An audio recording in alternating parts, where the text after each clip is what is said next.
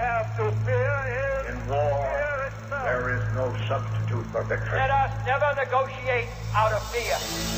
We stand undivided, forever united, fighting hand in hand for the liberty we've earned, for glory and honor, for our sons and daughters, ever mindful of the lessons we've learned. Let the torch of freedom burn.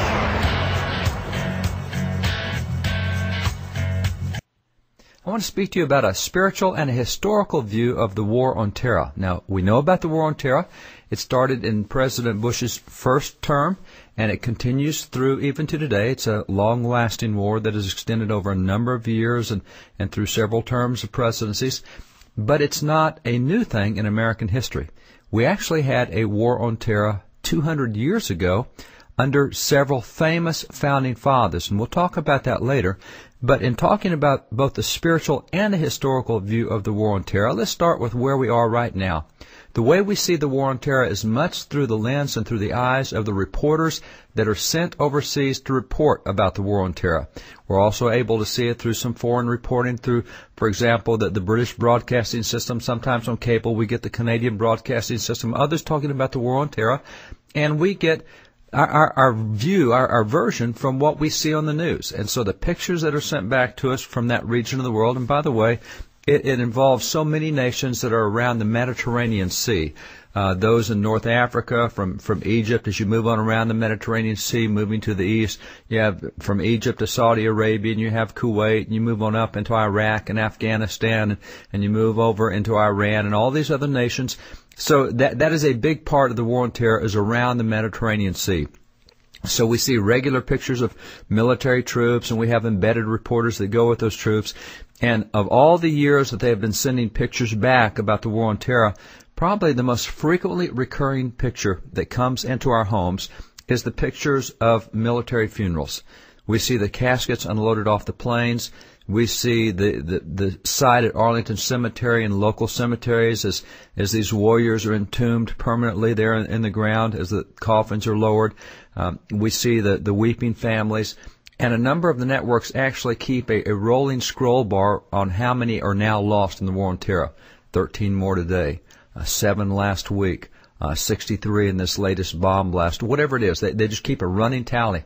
So it's constantly before our eyes that we are losing Americans, that we're losing our soldiers, and that's consistently what we see. And we rarely get more than that. And so our perception about the war on terror is this has been a very costly war, a lot of lives that have been lost.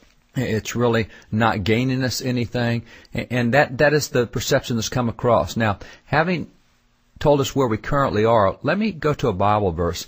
Proverbs 18:17 says very simply, "He who states his case first seems right until someone tells the other side and sets the record straight."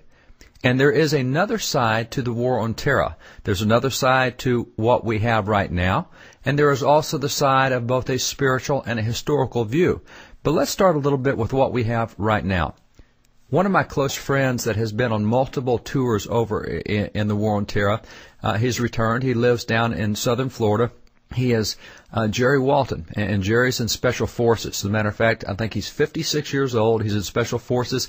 He is the oldest Special Force guy in America, which is kind of cool. I think if I was going to war and I was a young guy going to war, I would follow him. I mean, he's been through everything, and he's survived everything, and he's a wily fighter. And Jerry is also a photographer. And so in addition to being part of Special Forces, he has photography that's displayed at the Pentagon, that's used at the Pentagon. And so when he returned from his last trip, he gave me a disc full of all of these photographs he had taken. And we just sat down, we had dinner together, and we went over and looked at the photographs. And these are the ones that were declassified that he could show me. There was a lot that he couldn't show me. But even in just what he was showing me, I was seeing these cars that were blowing up, the car bombs going off. He's there as it actually happens, and then I see the devastation of the apartment buildings and the house buildings as a car bomb has gone off near one, and they've collapsed, and you actually see the body in the rubble, and then there's all these pictures of the bad guys that they bring in. He goes out to get the bad guys, and if they can't bring them in, if the bad guys want to fight, well, then they'll fight them. They try to bring them in and bring them to justice. and going through and looking at all those photos, all the guys involved, all the units involved, how many bad guys they're bringing in. And then even as he was showing me some of the things that are happening over there, for example, one set of the pictures dealt with the girls that are going to school now in Afghanistan and Iraq. Now, girls haven't been going to school there, but since the Americans have come in and we've chased the Taliban out and got Al-Qaeda on the move backwards, they've now started schools for these young girls.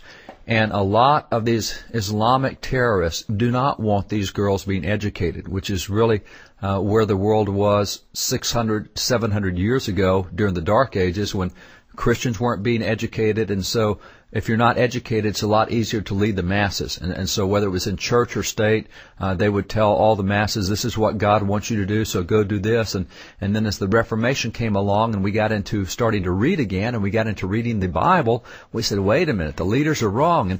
And so education's always been a problem for dictatorial and for despotic and for tyrannical leaders.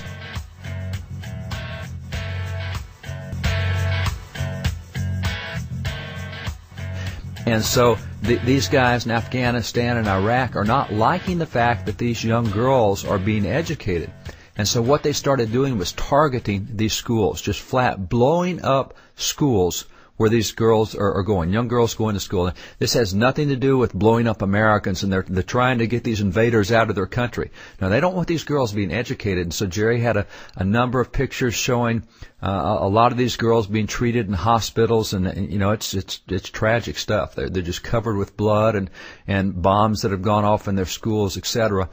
And Jerry said, you know, one of the ways that we know that we're winning the war over there, and he pointed to the school, and he pointed to a picture of the guy that they had captured who's been blowing up those schools. He said, the way we know that we're winning is the women turn this guy into us. He said the women want their girls educated. The women want their children protected. And they're the ones who fingered this guy who's been blowing up the schools. Well, that's really good, but we don't hear that kind of cooperation. It's the American outsiders that are imposing their will. No, you've got a lot of people in that nation that want a different form of life, and they're helping the Americans to take out the bad guys. So, you know, I don't hear any of that on the media. And then as we were going through a number of the other pictures, man, there were all sorts of insurgents that were lying dead on the streets. These guys that have come after the Americans, bombs in hand, guns in hands. And Jerry was saying, I tell my guys that we're going to try to take them alive, but if they come shooting, we're going to shoot back. And as I was just looking at the number of bodies that were laying there, I said, Jerry, I said, you know, we're hearing about the American lives that are lost. I've heard nothing about these lives that were trying to kill Americans and kill the women and the girls and the others. And I said, you know, just looking at the pictures, it looks to me like we must be taking them out at a rate of about 50 to 1, that for every American we're losing, we must be taking out about 50 of these guys trying to murder others. He said, oh, no. He said it's much higher than that. Higher than 50 to 1? My goodness, we hear nothing about that. Now, if the media were to suddenly tell us that, you know, we've lost 3,000 American casualties, but there's been 200,000 of these murderers, these guys trying to do car bombs and blow up girls and blow up schools, that we've taken out 200,000 murderers. Now, that would give a different complexion, but we hear nothing about that. It appears to be a one-sided loss, but it definitely is not. And I've also seen that from talking to so many others that have gone over. One of my friends came back from Iraq recently. He was a chaplain, and he is with the troops and out with the troops. And he said that when they were over there, he actually went in to get a haircut. And he took one of his buddies with him. They went in to get a haircut. And so this Iraqi barber gave them a haircut. And he was getting ready to pay this barber $20 for each haircut. He thought that would be a very fair price. It's maybe a little more than what they might pay in the United States, but it's very fair, and he wanted to be fair with the guy. So he's turned to give this barber $40. Now, he didn't know it then, but he found out later that $20 is about a month's wages in Iraq. So he's about to pay this guy 2 months' wages for 2 haircuts. And this guy said, I'm not taking your money. And the chaplain said, oh, it's fine. Go ahead. Take it. You know, you gave us the haircut. We don't pay for it. He said, no, I'm not taking your money.